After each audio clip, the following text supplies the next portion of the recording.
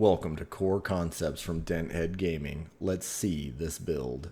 Hey guys, what is up? I got another build for you today. This is the Coral Crusader. It is the last iteration in the light show series. Let's dig into it. Coral Crusader, possibly one of the strongest entries in the light show series. Let's dig into the build. We are running a Nebula Redshift. Why? Well, it's Coral, and the other Coral rifle is way too heavy. So I really landed on this one. I don't really use it as a get away from me gun. I mainly use it for its charge attack power at 17, 18. This AC is designed to absolutely devastate with every hit. That is what this AC is designed to do. And yeah, this thing does that very well with 17, 18. Relatively high heat buildup. You can really only plow one time and you gotta wait for the heat buildup to go away, the cooling to take effect, and the cooling is not that great at 186, but you know, you can't knock everything. It is at least better than the Walter rifle, as I like to call it, at 180. So you know, it doesn't quite hit like the Walter does, but like I said, I have a very limited array when it comes to Coral weaponry in this game. Why, I don't know, but Redshift Nebula gets it done for what I need. Moving on to the IBC03W2:WLT101, or the Walter Blade as I call it. The Walter Blade is awesome at the charge attack power. It does this really fun sweeping motion. Not to mention its normal has this really cool vertical melee as you just saw, but this sweeping motion right here is what I normally use it for, mainly because it's really fun to nail people with 1450 charge impact. That is awesome. Devastating, not to mention the accumulative impact matches it, and that attack power is nothing to scoff at. And on top of that, it is amplified by my frame, the arms, but we will dig into that later. Back weapons, we're looking at dual NGI 06s. Why the dual NGI 06s? Well, I think those are the only Coral-based back weapons that are available in the entire game.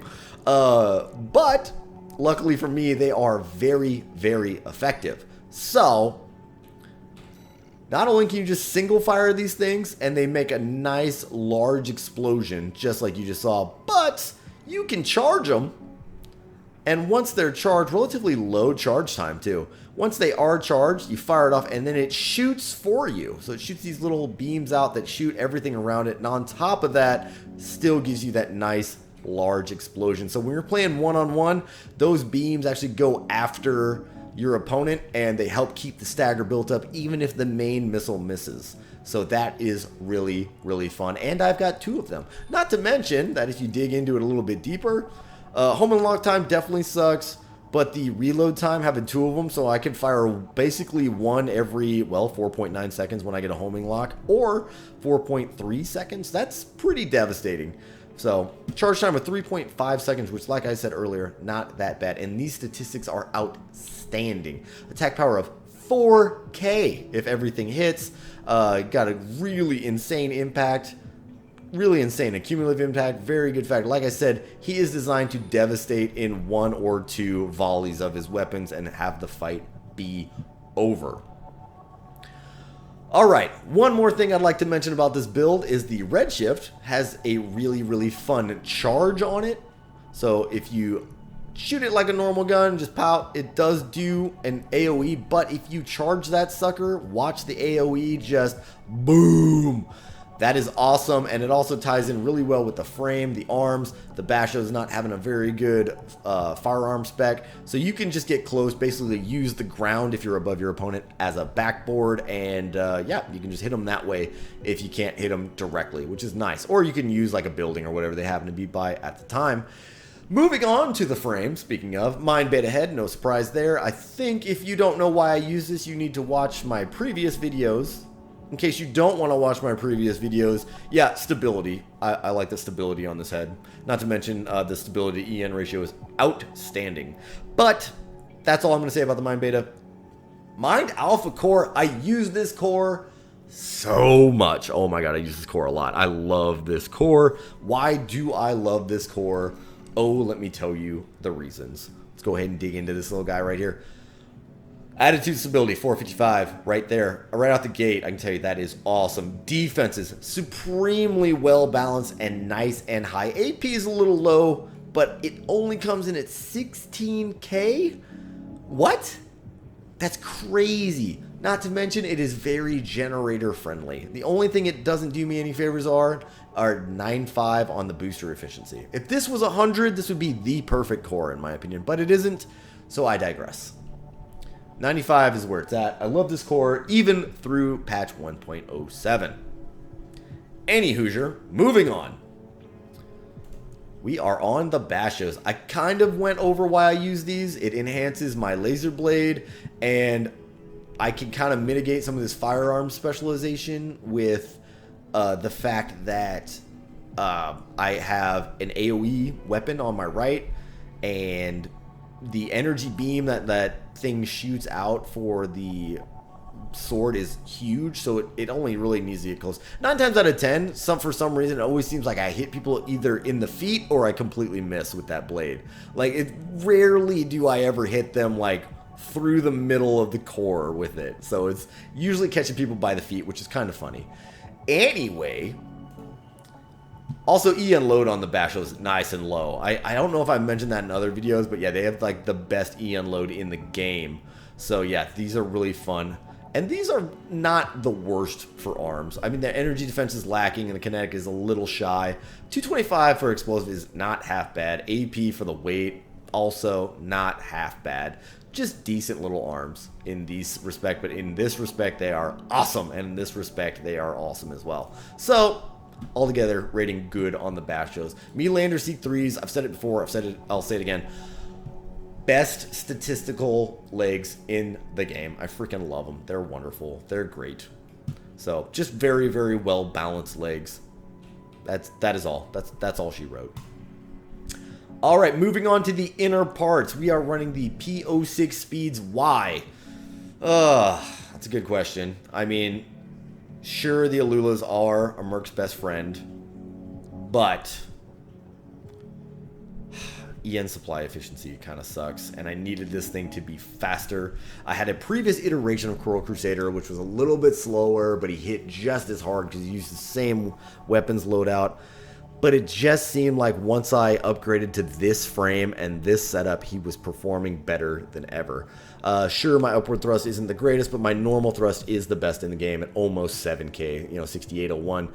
You can't knock it. I mean, I don't QB a whole lot with this build, mainly because my core doesn't support it as much, and 2, because my QB thrust actually kind of sucks anyway. So I kind of only QB if I absolutely necessary. Main battle strategy with Coral Crusader is actually not to charge the enemy. It's to get within weapons effective range and keep them in weapons effective range. And I do that by having the highest normal thrust in the game. And on average, they will be in that range that I need them to be. Moving on to FCS, the Talbot. Yes, it is a little bit energy hungry, but I need my shots to hit. And like I said before, my firearm spec sucks, so I need these two numbers to be nice and large, and the Talbot gets it done for me. Not to mention, I am running missiles, so 103 missile lock correction, not bad. Definitely a good choice for this. I do not like this EN load. It really messes up my efficiency. As you can see here, it's below 3,000, which is not where I like it. But I'm hoping this EN cap more than makes up for it. Okay, generator. Why this? Well, the name of this thing is Coral Crusader, so I know I needed to have a coral generator on there. So this one fit. This one doesn't do the EN load. So I was really left with the one option. It did get a nerf in 1.07. They took away 200 units of post-recovery EN supply. I haven't tested this thing since the patch, so I haven't used it to fight since the patch. Yikes. Also, another thing I want to point out here for why I went with the loadout I did. Look at this. Total load limit 55,440. Total load 55,430. That is just so tight and so close. So that's another reason why I kept it the way it was. I was like, I'm not going to get any better than that.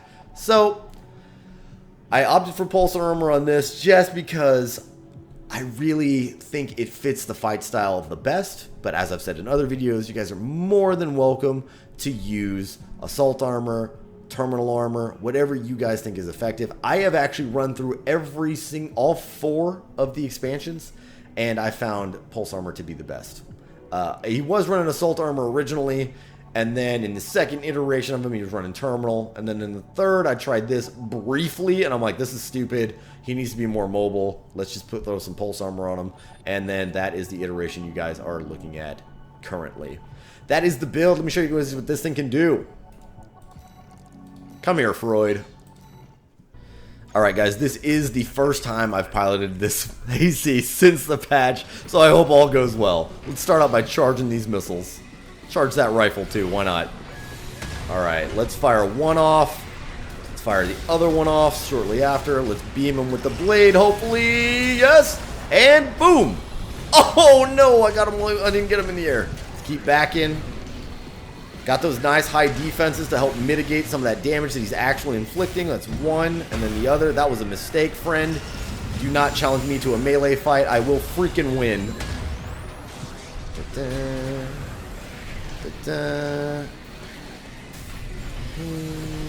Did it. Gonna go for a melee or a bazooka. There it is. Boom. I got him. That'll get him.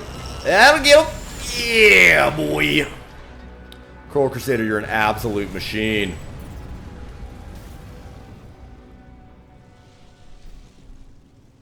Alright guys, that was Coral Crusader. Let me go ahead and get you guys a share ID. I am uploading now. We've got a share ID of 5ZQBPM4LBZBN.